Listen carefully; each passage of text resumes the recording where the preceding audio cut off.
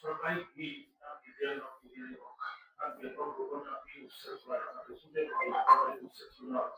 কিন্তু আপোনালোকৰ কাৰ্যালয় সন্মুখতে মাত্ৰ 20 মিটাৰ দূৰ উপনীত বাঁহী ঐতিহ্যমণ্ড বাঁহী সেই ঐতিহ্যমণ্ড বাঁহী কিন্তু বছৰ বছৰ ধৰি তেওঁলোকে বেদখল কৰিছে, ভাড়া দিছে, অবৈধভাৱে বিদ্যুতৰ সংযোগ কৰিছে। এই গোটেই কথাটোক লৈ আপোনালোকৰ চৰকাৰ ব্যৱস্থা মানে চাওক, গুৱাহাটীত অকল বাহানী নৈয়ে নহয়, বিভিন্ন জেগাত মানে বেদখল হৈছে বুলি চৰকাৰ অৱগত।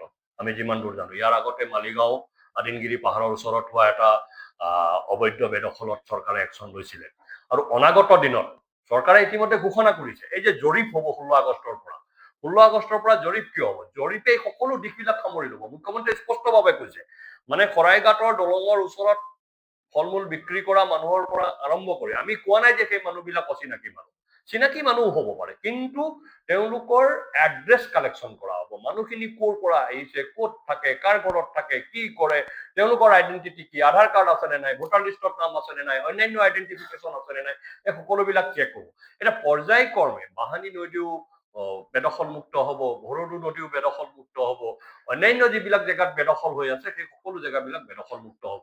আমাৰ চৰকাৰে নিৰ্বাচনৰ সময়ত অসমৰ চৰকাৰী ভূমি, বনাঞ্চলৰ ভূমি, আৰ্দ্ৰ ভূমি বেদখল মুক্ত কৰাৰ প্ৰতিশ্ৰুতি দি ক্ষমতালৈ আহিছে। ইয়াৰ পূৰ্বতো আমি কৈছিলো, যিখিনি প্ৰতিশ্ৰুতি আমি দিছিলো, প্ৰত্যেকটো প্ৰতিশ্ৰুতি আমি 95%তকৈ বেছি ৰূপায়ণ কৰিছো। আৰু এইবাৰ যিহেতু চৰকাৰে এক বিশাল মানে জনসমৰ্থন, 82 ভাৰতীয় জনতা পাৰ্টীয়ে অকলে 82জন বিধায়ক জিকুৱাই আনিছে। আৰু ৰাইজে আমাক বিশ্বাস কৰিছে, মাননীয় মুখ্যমন্ত্ৰী ডক্টৰ হিমন্ত বিশ্ব শৰ্মাৰ নেতৃত্বক বিশ্বাস কৰিছে যে এই মানুহজন মুখ্যমন্ত্ৰী হলে অসমৰ চৰকাৰী ভূমি বেদখল মুক্ত হ'ব, কিয়নো তাৰ এটা পাইলট প্ৰজেক্ট ইতিমধ্যে সম্পন্ন কৰা হৈছে।